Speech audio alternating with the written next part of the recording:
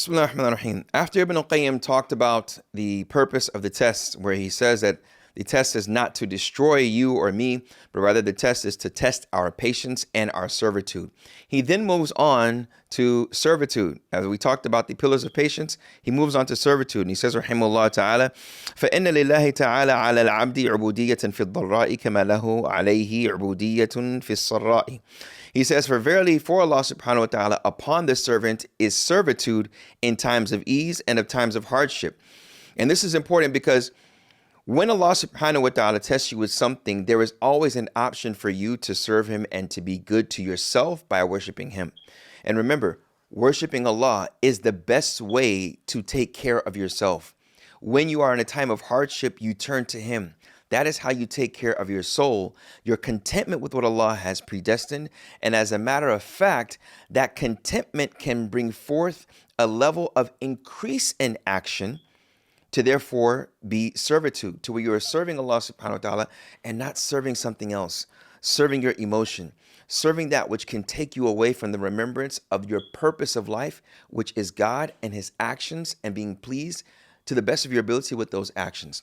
So here when he says that, for verily for Allah, upon the servant is servitude in different situations, particularly in times of hardship and in times of ease. And then he says, وَلَهُ عَلَيْهِ عُبُودِيَّةٌ فِيمَا يَكْرَهُ كَمَا لَهُ عُبُودِيَّةٌ فِيمَا يُحِبُّ. And for him is servitude upon things that he dislikes, to where upon things that he loves. And he goes in further. He gives examples later. He says, وَأَكْثَرُ الْخَلْقِ يُعْطَوْنَ الْعُبُودِيَّةَ فِيمَا يُحِبُّونَ. And he said, and most of mankind is given servitude or gives servitude, worships Allah in that which they love. And this is deep because Ibn al-Qayyim is really digging deep inside of our hearts and really wanting us to have that self-reflection. When you worship Allah, is it only in things that you love, but things that you dislike? You're very lenient, lackadaisical in its performance, or you don't perform it at all. Ibn al-Qayyim goes on to say, وَالشَّأْنُ فِي إِعْطَاءِ الْعُبُودِيَّةِ فِي الْمَكَارِهِ. And he said, and the real situation, وَالشَّأْنُ, the important situation, or the affair, the real affair is giving servitude in the things that you dislike. And I don't want to say dislike to where we as Muslims may understand. You don't want to say to yourself, okay, there's certain things that Allah has obliged me that I dislike.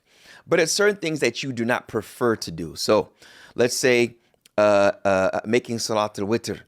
You don't prefer to do it. It's something that if you're with a group of people, you do it. Or it's something that if someone reminded you to, you don't want to be reminded about it. Fasting, Mondays and Thursdays. Fasting the month of Ramadan, the first week of Ramadan. He says, وَالشَّأْنُ فِي إِعْطَاءِ الْعِبَادَاتِ فِيمَا فِي الْمَكَارِهِ.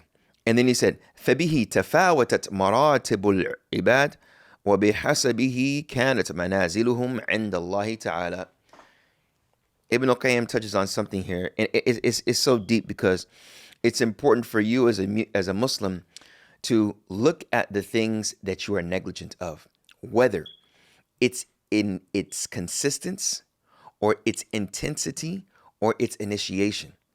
So when we talk about initiation, praying Salatul Witr, for example, Imam Ahmed, he said, whoever doesn't pray Salatul Witr, فَهُوَ رَجُلٌ سُوء, then this is an evil person. Not meaning that you are a sinner if you don't do it, but if you're looking for someone that's at a high maqam or a high level, rutbah, and you're looking for that person, particularly in his time, for someone that is going to teach the people the religion, or someone that you can see has a level of allegiance to Allah and his deen, witr is definitely something that is on the top of the list when looking at, okay, outside of the 5 prayers, what other prayers do they offer? So when looking at the makarih, it's important for each and every individual to look at themselves and say, what are the things that I don't usually do? Salatul Witr, initiating it. And then we talk about its consistency. How consistent are you in it? The Salatul Sunan, the Rawatib, the extra prayers after the obligatory prayers. The Prophet ﷺ would offer extra prayers. You call them the Sunnah prayers after the obligatory prayers. And even within that, depending on the school of thought, that Witr would be the most important outside of the 5. And then you have your Tahajjud, and you have the Salawat Rawatib. So In any case, just starting with the salah, the chapter of life of salah, how many of those, what types of those are we offering outside of the obligatory prayers? And the last part is the level of intensity. You may be initiating, you may be consistent, but how intense is your sincerity? And this is important for people that are consistent on witr. They grew up doing it. And they offer witr after every Isha immediately. You know, the masjid that I grew up in, that I learned how to read Quran, mashallah, they were the Ahnaf. You know, they offered Salatul Witr every single Isha. But that's not to say that they were sincere in each prayer. Allah only knows that. So every act that you're consistent in, are you sincere within it, right? But when we're talking about the makari, those things that you do not usually do or do not lean towards doing. Because makari, yakra, comes from dislike or to hate. So the actions that you prefer not to do, those actions you initiate can raise your levels in front of Allah subhanahu wa ta'ala. And Ibn al-Qayyim says here, فَبِهِ يعني في إعطاء العبودية, in giving the servitude and the things that you do not like to do, تفاوتت مراتب العباد. تفاوتت مراتب العباد. That the ranks of the servants is dependent on this. And this is deep, because when we look at all the things that we do, from the obligatory acts, khalas, we do them. But what about the extraordinary, the ones that are supererogatory, or the ones that are recommended? Then he gives examples. He says, فالوضوء بالماء البارد في شدة الحر عبودية ومباشرة زوجته الحسناء التي يحبها عبودية. He says, and making wudu with cold water in the hot weather is servitude. And having relationships, you know, being with your wife that you love is servitude. So these are examples of that which you like or dislike.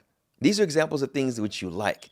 But then he goes on and he says here, والوضوء بالماء البارد في شدة البرد عبودية. And making wudu in the cold is ubudiyah. So if I was to ask you right now, you prefer to make wudu with cold water in the cold or hot weather? In the hot weather, it would be much more refreshing. So you're getting wudu and it's refreshing. You're like, wow, this is, you know, somebody would say Islam, mashallah, is a great religion. I get to, you know, make wudu in the cold water and worship Allah based off of this washing. But what about the hot weather? But what about the cold weather? Something that most likely, generally, you would not prefer to do. Some of us may wait till the hot water comes on. But when doing that, that is a level of ubudiyah that Allah loves, because it is something that is not recommended. You would not want to do it. As he says, وَتَرْكُ الْمَعْصِيَةِ الَّتِي اشْتَدَّتْ دَوَاعِي نَفْسِهِ إِلَيْهَا مِنْ غَيْرِ خَوْفٍ مِنَ النَّاسِ عُبُودِيَّةٍ. And that is deep here. He gives another example. He says, and leaving off the sinful practices that it's the intensity of its call to your nafs, for without any fear from mankind, is worship, right? So when you leave off something that everyone is doing and you don't care if what people say about it, you have no khawf, no fear from what they would say, that is servitude as well. When you're at work and you're amongst friends and you're at the restaurant and you tell them, I got to go pray because the prayer time is coming out, most likely they're going to look at you and they're going to be like, what are you doing? But you're doing that. And if it was up to you, you would want to be alone and people not know, for example. That is ubudiyah. And that is what will raise your ranks amongst the servants of Allah. So Ibn al-Qayyim here touches on this beautiful point after talking about patience, moving on to show that Allah will test you with your level of servitude.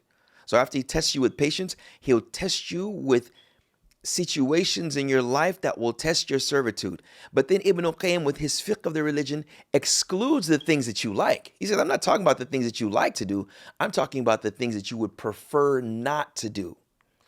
And he gave those examples. So may Allah subhanahu wa ta'ala make us of those that are continuous and consistent on servitude, and knowing that just as he tests us with the things that we may not anticipate, it is important for us to be patient, and with the things that are already there and present, that we serve him in a manner that he loves, even the things that we do not prefer to do, whether it's at time or place. Barakallahu feekum. Assalamu alaikum wa rahmatullahi wa barakatuh.